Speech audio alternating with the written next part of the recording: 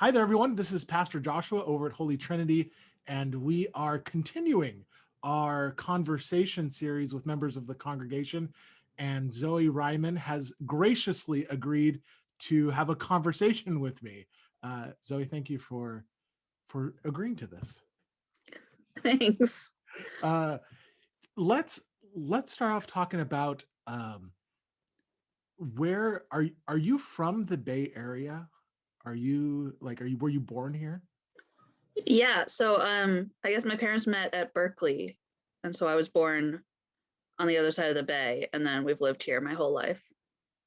Yeah. And do you remember when you moved over to this side?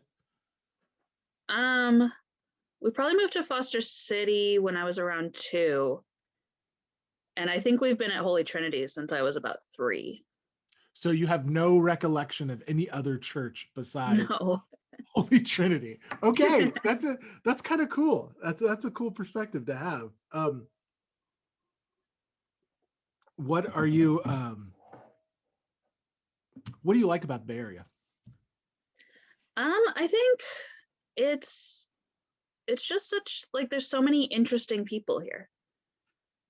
I mean, there's a lot going on with the sort of industry around here that brings a lot of different people to the area.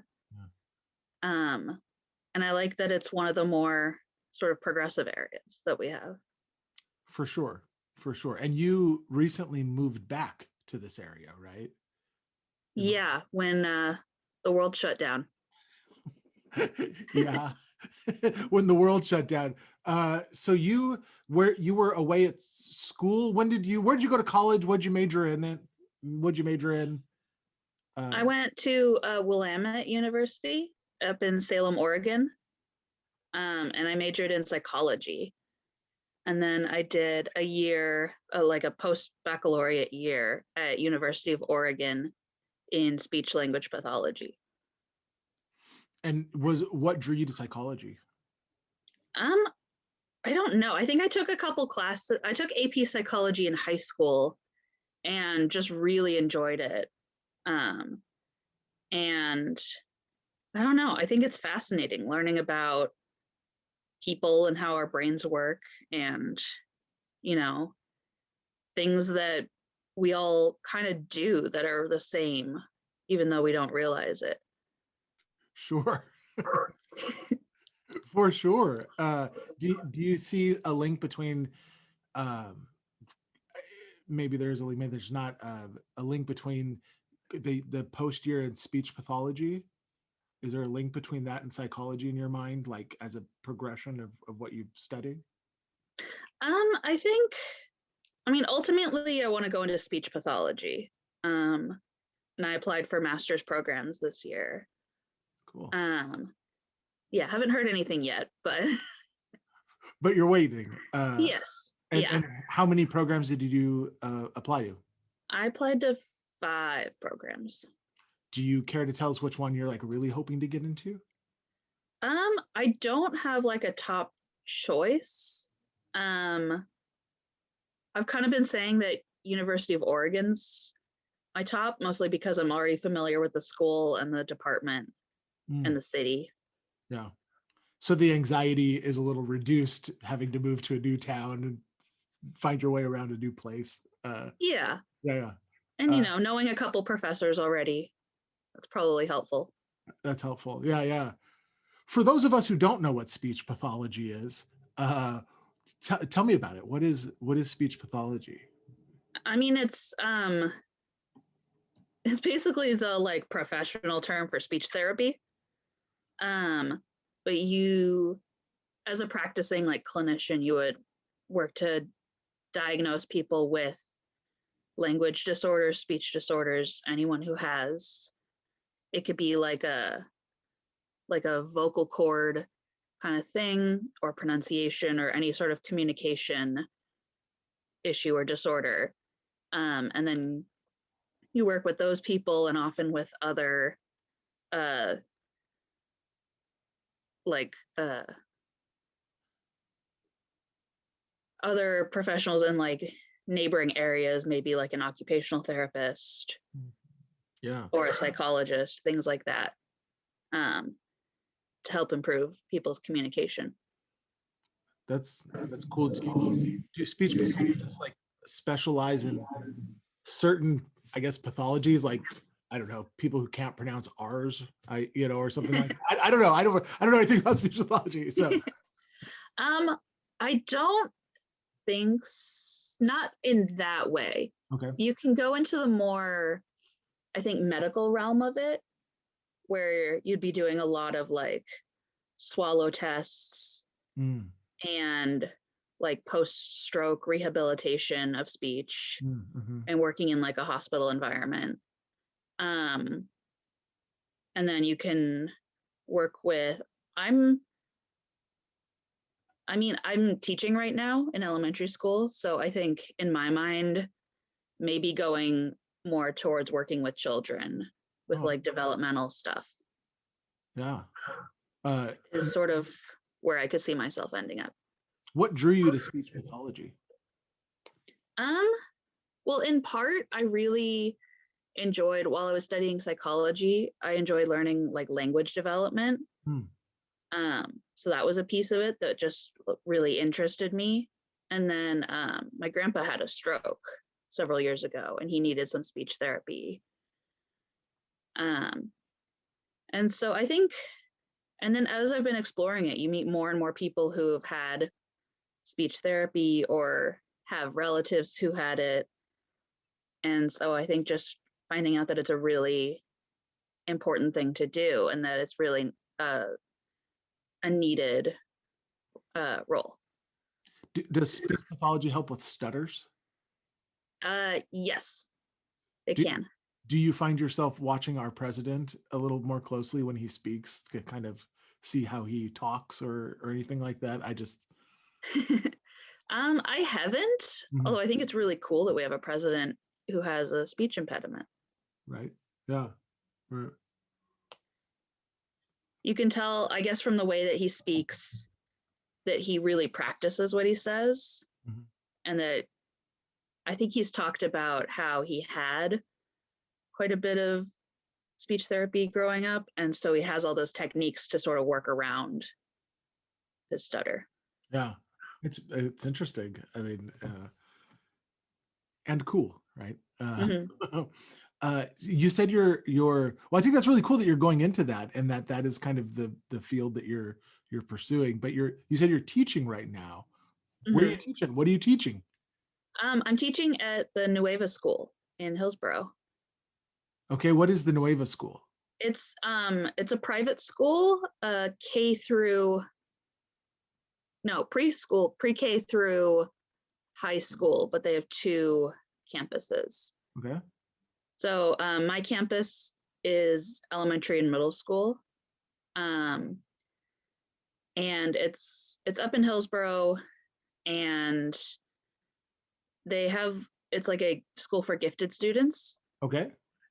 Um, yeah, and I actually started out getting hired on as like a classroom aide and like after school childcare kind of person. Mhm.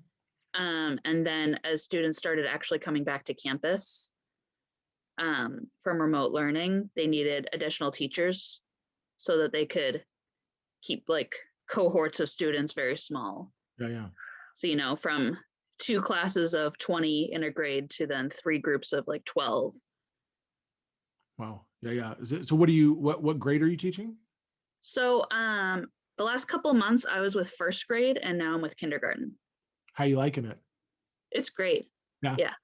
Uh, and how has it been during this COVID time, being in like small clusters? And I'm sure there's a lot of workarounds to that. What's that like? It's interesting. I never thought I'd end up teaching. Mhm. And I guess my only teaching experience has been in this pandemic. So I don't really know it any other way. You But know, go ahead. yeah, it's interesting. There are some things that are just so unnatural to have to ask the kids to do. Hmm. Like not Like what? like just not play close together. I Yeah. know. Uh, do they all have to wear masks? Yep, everyone's masked. We all get tested weekly. What happens if somebody gets a positive result in these clusters? So so we have stable cohorts in the sense that we've got 12 kids and then a couple teachers, and then that stays the same in the same room for at least 3 weeks, so that we're not sort of moving around all the time. And so if anyone did test positive, then I don't know if it's happened while we were in school. I think it happened maybe right after a break. So there was only a couple people who had been in close contact. But I think everyone who's been in close contact with the person who tested positive would be notified and then remote for a couple weeks until they get their test. Yeah. Has there been any surprise joys of teaching for you? Oh my gosh, so many. I got Valentine's the other week. How sweet. Valentine's with the Z written backwards in my name. Kids are so eager to show affection, right? Oh my gosh, yeah. And they just have a kindness in them in those ways, right? And they're so imaginative. Like they really have not let sort of the distancing and the masking and we joked about it being washing hands school, because we have to wash hands every time we go out of the classroom and come back in. Yeah, but they have not let that get in the way of their play. They're, making up games, building things in the woods. You have woods at your school. That's awesome. We do. We're up in the hills. And they build things. That's so great. I love that. I love that. Anything else that has been a surprise joy for you as you teach? I think just, I don't know. Like I've met some really amazing coworkers. Like all of the teachers at the school are just incredible. Yeah, it's good to have staff that cares, right? And yeah, they're in it together. That's awesome. So what are you you came back during the pandemic, and you have been sticking around here working. Has there been like any hobbies you've picked up during this pandemic, or just any hobbies that you have? I took up just recently, I started doing it's called Zentangles. Okay. It's a form of like meditative drawing. Oh, interesting. Yeah. Tell me more about this. I don't know about this. This sounds really interesting. Give me a second and I'll find one. Okay. To show you. But it's basically this form of drawing that involves like repeated patterns. So your hand is kind of making the same motion over and over and over. And you're meant to like really take your time. And so this is one I did. Oh yeah. Where you do a bunch of different patterns and they sort of blend together and you can kind of shade it. What was that, a blank piece of paper before and you created that, or was there an outline? It was a blank piece of paper. That's really good. You're really good at drawing. I don't think my lines would look like that, but that's really good. Thanks. And have you found it? So there's what have you liked about it? I like that I don't know. I guess that it's something you don't have to think very hard about, but something you can just kind of sit and do, and then you end up with something that looks really cool. Yeah. Yeah. Do you find that the practice is helpful for you? Yeah, I think so. I think there's the sense that anytime we engage in something like that, it helps bring us either to the present moment and stay there, because we have to concentrate on it. And that form of meditation connects there's like this body, mind, soul connection that's really good in doing something. Sometimes I think we think of meditation like just sitting down and just, emptying our thoughts, but really doing something with our bodies can also be really meditative as well. Hmm. Is that an experience for you with this, or? I think so, yeah. And it's nice because it's a repeated thing. Mhm. You don't have to really, I guess, think creatively, if that makes sense. Like I think that was always, I was never that into drawing, I think, because I would feel like drawing and then not know what to draw Mm. or feel like it wasn't going to turn out good. And I think with this, it's just repetitions. And so you're not really thinking about how it looks until you get to the end. Mm. That's really cool. I wonder if that would help you draw in the future, as in that kind of I don't know. That now you've done this, let me know if that improves your drawing into the future. I I wonder if it could, help that maybe that anxiety of like I don't know what to draw or whatever. Hmm. Yeah, that's cool. Any other practices that you've picked up? Anything you've um, any other hobbies that you have? Um, I don't know if I wouldn't call watching Netflix a hobby. Oh, let's talk some TV. It could be a job right now. Like, Oh my gosh. any other what good television are you watching right now? I just finished Bridgerton. Loved it. It was really good. It was so well done, I thought. Uh, Hmm. what did you like about it? I think that it was so like like the filming of it was so well thought out, the costuming and the sets and everything, that it really took you to another world. Mm. Yeah. But it was also, they had a diverse cast Hmm. and it was not like a stuffy period drama. It was like gossipy and funny. Right. Right. Yeah. Yeah. I thought it was so visually compelling. Uh, Hmm. uh, I really enjoyed that, and I I'm really bad with character names when I watch television, but the so I go like the main character. So um, what's the Duke's name? Um, Uh, See, we're both bad at it.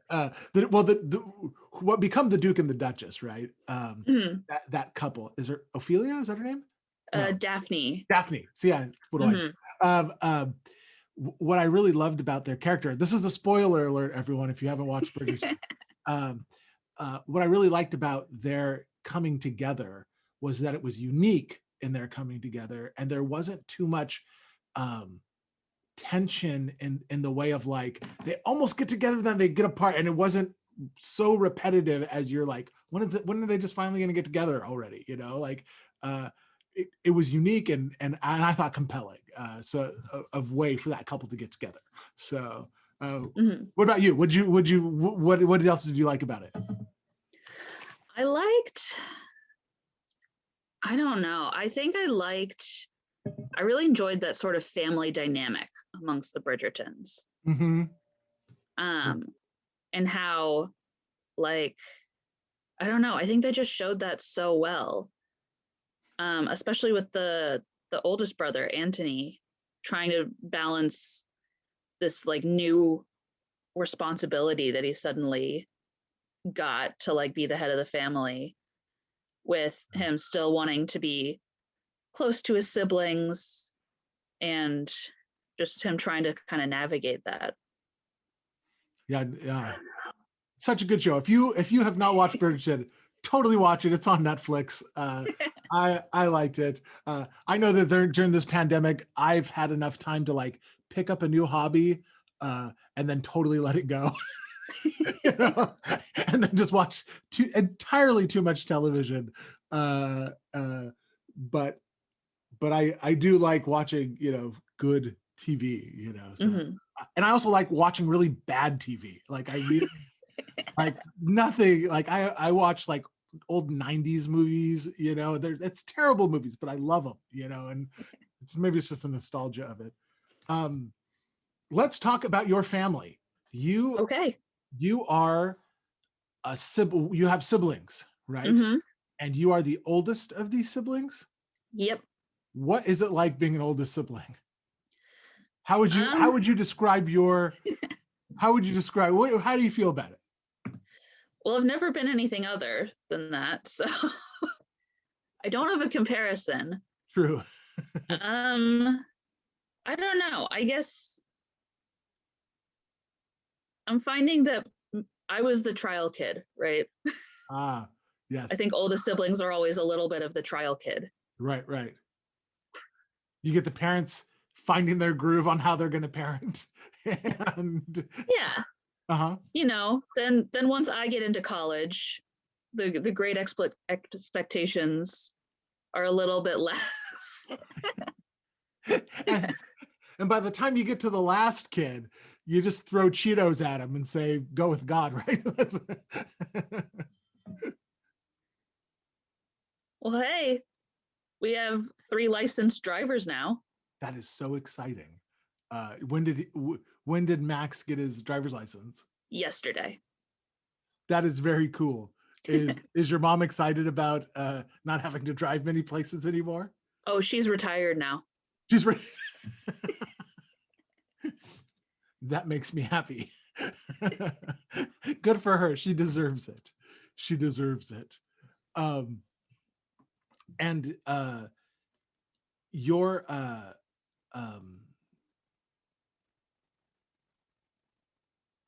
lost my question that I was going to ask you. I lost it. Okay, I did write stuff down. Okay, we've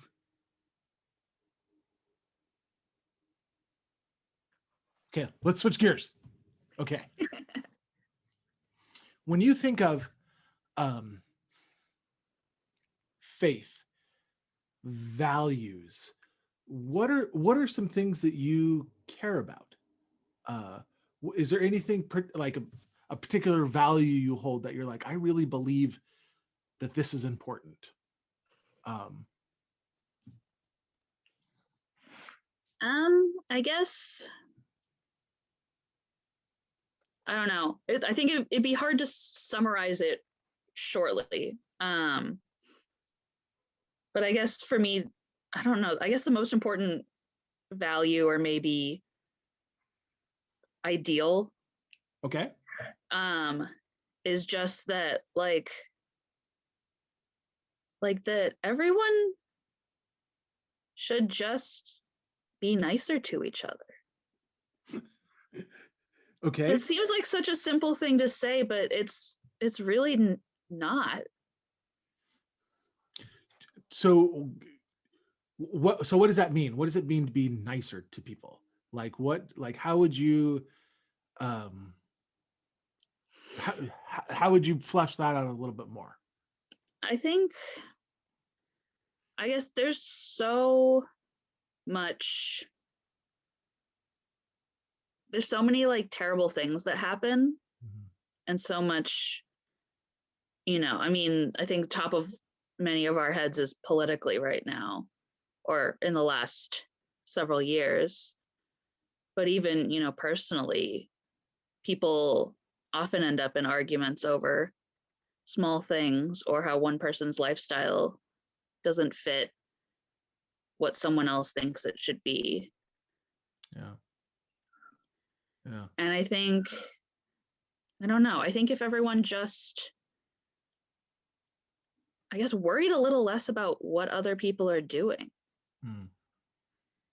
like you know, if you're happy, I shouldn't get to tell you that you don't get to be. Mm-hmm. And I think just being, people are not perfect, right? We make mistakes. Oftentimes we make a lot of mistakes. And I Right. think if everyone was just a little more gracious and willing to give second chances Mm, or third chances or 20th chances, you know. right. I think we would spend less of our time arguing over things and actually like trying to solve things. Yeah. One of the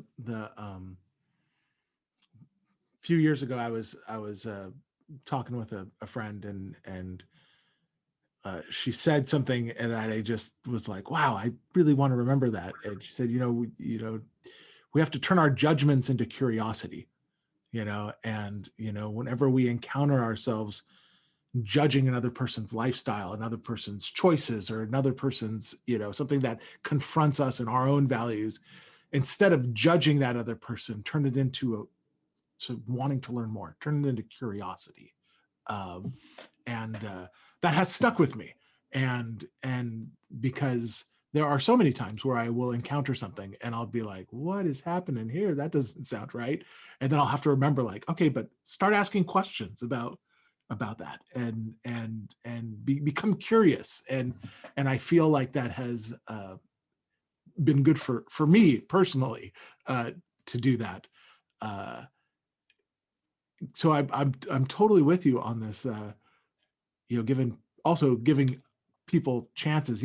Jesus was like, hey, forgive 70 times 7, right? Like, just, you got to forgive people. You live better that way. So I totally like where what are the ideals you would like to hold. I'm going to start saying that, like, ideals you hold. The next person I interview, I'm going to say ideal, because that's the perfect word. Any other ideals that you try to think that you try to live up to?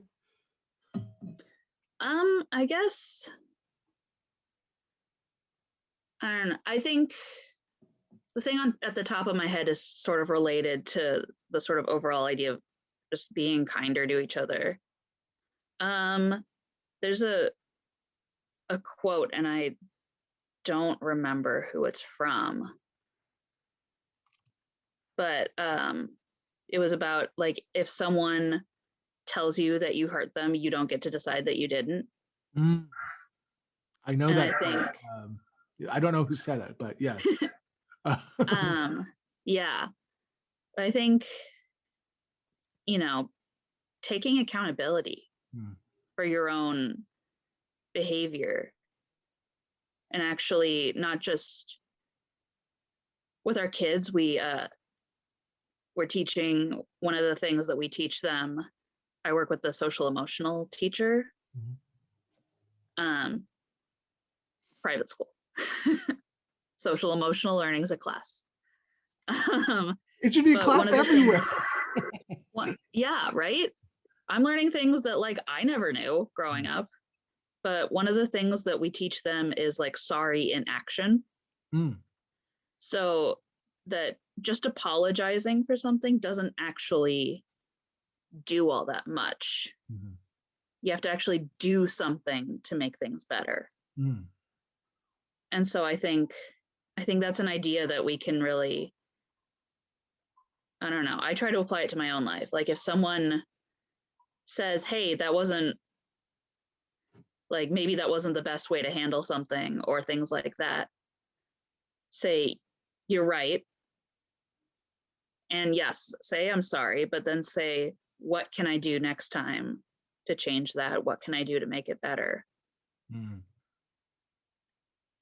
not just apologize, but actually try to change. Yeah. I really like that, like, because it's it moves the ball forward, right? Like, it's not just I'm sorry, but, like, okay, there's like reconciliation then, right? There's movement forward. Oh wow, this makes me excited for the next generation of people coming up, just to be able to have that sort of emotional self-awareness to do something like that is impressive. I mean, and you find that kids are when they're doing this, are they receptive to that? I mean, it's certainly, They are. It's certainly presented in a way that's very concrete for them. Mm-hmm. You know, you pushed me while we were playing tag. What do we do to resolve that? You know, let's try a 2-finger tag, or, you know, it's very concrete for them, but it starts ingraining it early on. Yeah. That's really cool. That is really, really, really cool. I like that a lot.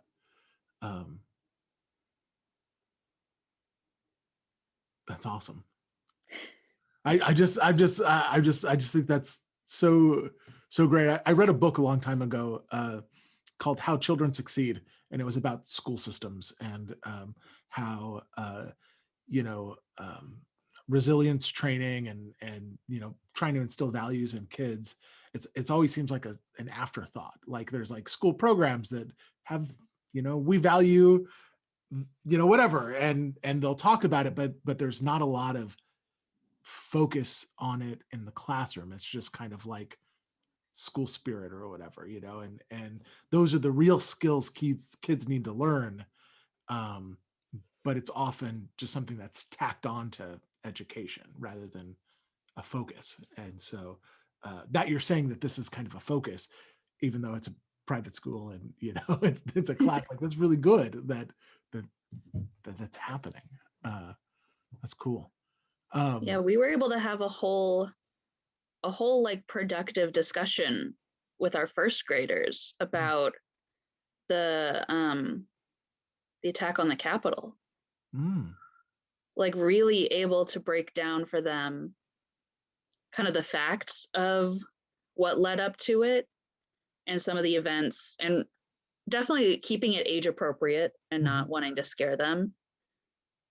But it was such an important conversation to have because, you know, at least half of them knew about it. Right. From their parents, from seeing the news at home, things like that. And it's something that unless you really understand it, it's confusing.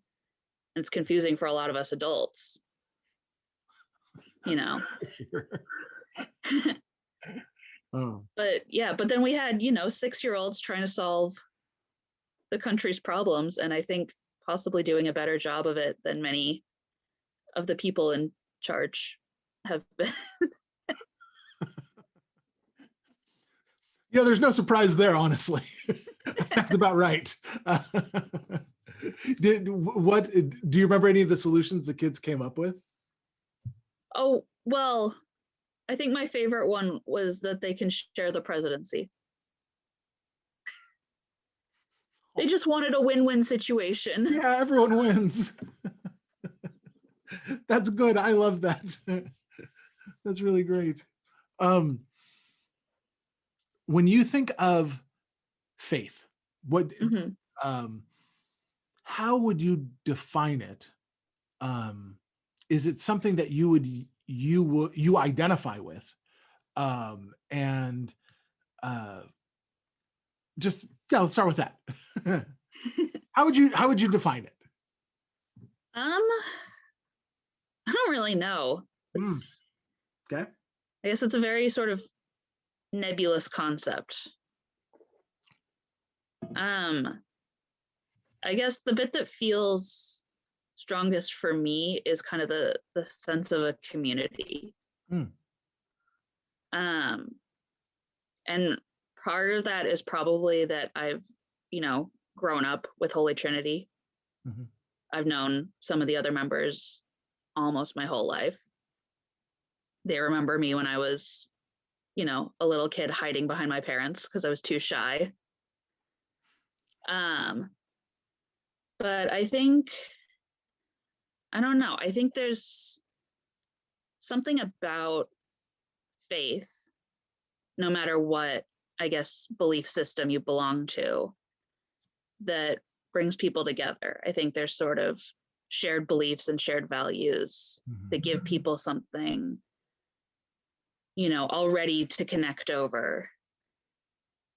Even people who might be completely different in most aspects of life, that might be a connection. And then, you know, your community, your, you know, circle of people and your interactions with people from different backgrounds and experiences becomes wider. Yeah. And I think it also feels like, I guess, a bit of a safety net. Okay. In the sense that it's like that the community is, because I guess there's just a feeling of really being there for each other. Mm-hmm. Yeah, and what I'm hearing is not in a negative way. It's a safety. Mm-hmm. It's in a positive way. It's a safety. Yeah. Yeah. I mean, because we could go with, Marx and go, it's just the opiate of the masses, right? It's like just to make you feel good, but there is a tangible way in which people show up for each other, right? In faith, mm-hmm. To be there for each other. So if you were to describe, so the community is important. What about beyond that, like conceptions of God, or I'll throw out a few questions. You can pick up one of them, like, who's Jesus to you? What's God for you? Like, if is there any connecting points with those kind of concepts that you identify with? I guess I don't know. I think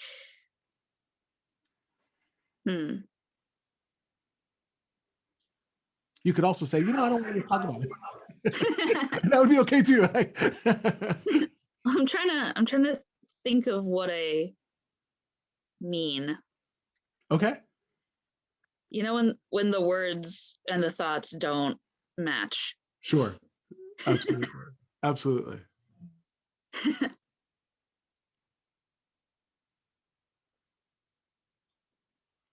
I guess God, or kind of the spirit for me,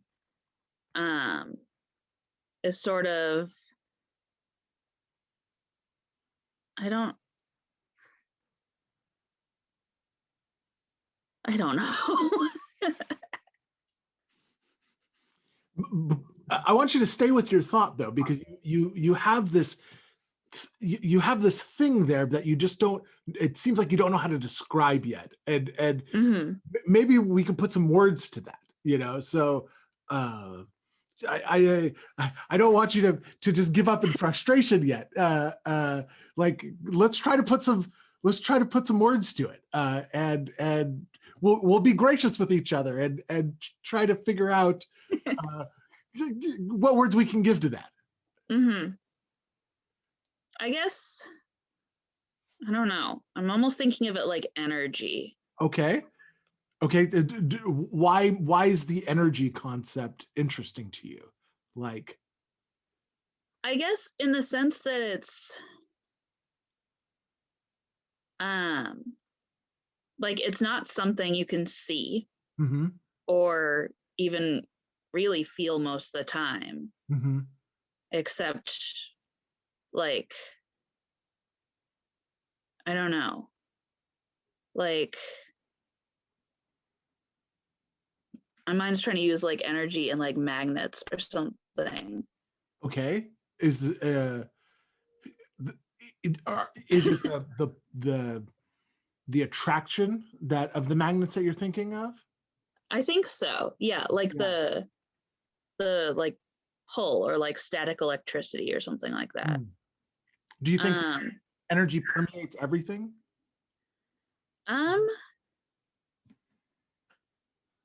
I think there's probably energy with everything. Okay. But I think there's places or situations maybe where it ends up stronger. Like a magnet. Yeah. Huh. The Celts would call that thin places. The ancient Celts would say, there are places on this planet that are thin, where heaven and earth kind of unite. And so that's language they would give. You're giving this like it's concentrated. Do you think this energy is is it personal? Is it impersonal? Is it characteristics that you would think, or is it just kind of there? I guess I think it's there, Mm-hmm. but then people make it personal. Oh, yeah, that's interesting. Yeah. I guess sort of in the idea that when there's a lot of people that share a strong belief in something, you can, like, that's a pretty powerful situation. Mm-hmm. Um, yeah. That's just true. I wasn't planning on helping you flesh out your thoughts on God. but I'm interested. I'm interested in your conception and kind of how you think of it. Thank you for working through some of that. I appreciate that. I appreciate you being willing to be open with how you feel and what you think. And I hope that wasn't intimidating for you. No, I think it's something that's sort of hard to understand, I guess, because I don't know, when you grow up, especially going to like Sunday school and things like that, as a kid, you have a very, your understanding is very limited. Mm-hmm. And so, you think of God as like a guy up in the clouds. Right. Yeah. And then that sort of evolves, but I think I didn't think about it a lot. Mm-hmm. And then, you become an adult and there's a lot of realities in the world that you have to sort of reconcile with this sort of, yeah. And I wonder if that's the work of faith, is like having to reconcile how you see the world and kind of your own ideals about the world. Mm-hmm. And also, is there something other that is has claim on us, whether that be an energy or God or I'm not trying to use too much Christian language in this conversation, but I just wonder, if that's the work. I was talking with somebody yesterday and I'm like, I'm just a realist when it comes to stuff. So there are days where I'm absolutely on board with stuff. And there are other days I'm like, man, what am I doing? But that's the work of faith, I think, I'm very comfortable having conversations with people who are unsure, because I think I can identify with that, but also like struggle together. Like, what does this mean? And it wasn't that Luther, if you took at all any confirmation, Luther's like his constant refrain is, what does this mean? And then he would answer it. And I feel like living with the question, what does this mean, is really important. Anyways, I digress from that. Let me ask you one more question. Mm-hmm. You have been part of this faith community since, as far as you can remember. Mm-hmm. Are there any memories that you hold dear about HTLC? I think, I don't know. I think most of the memories that really stand out were about, were like events that we had. I remember being a big sheep in the Christmas pageant several years in a row. Awesome. That was a lot of fun. And yeah, I think just some of the like service days we've done, some of the events where we've all kind of come together and had a potluck or done some stuff together, gone caroling in San Carlos, things like that. Yeah. Do you have any hopes for our congregation? Like what's your hope for our church? I think to keep, I don't know, challenging ourselves. Is there any areas of challenge that you would say that you feel like we should challenge ourselves on? I don't know. I can't think of anything like totally off the top of my head. But there's also just a note of, like, don't be complacent, like challenge yourselves, right? Like, yeah, I mean, I guess in the sense that it's easy to get comfortable in a situation where everyone feels comfortable, feels happy with each other. And I think, you know, continuing to bring in new members, right? Everyone who joins adds something new to the community. For sure. And even thinking about, you know, I can't think of like a specific example, but anything that we do, like, is there a better way we could do it? Is there a way we could involve more people in this activity? Is there a way we could reach out to different communities or things like that? Yeah. That's good. Well, thank you. I appreciate, I've just appreciated this whole conversation, Zoe. I'm so grateful that you agreed to do this. And so just thank you again. Thanks.